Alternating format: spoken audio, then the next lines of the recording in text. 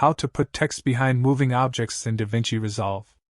To begin, I added a video and a text to my timeline and I want to put text behind this building. Hold down the Alt key and drag the video to track 3 to create a duplicate from the video.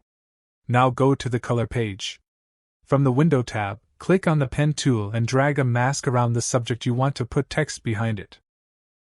Make sure to attach the last point to the first point. Now right-click on the Nodes panel and select Add Alpha Output. Then drag the blue output of the node to the blue alpha output. Now everything behind this mask will be visible, but this is a video, and I only masked the in one frame. To fix this problem, I have to track this building. Make sure to move the playhead to the position where you created the mask.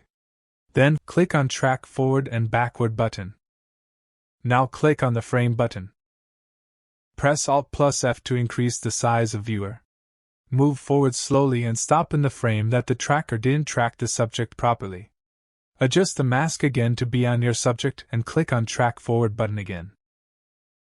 Now click on the drop down at the bottom of Viewer and select Off to hide the mask. Now go back to Window tab and increase softness outside and inside to soften the mask. And now we can go back to the Edit page.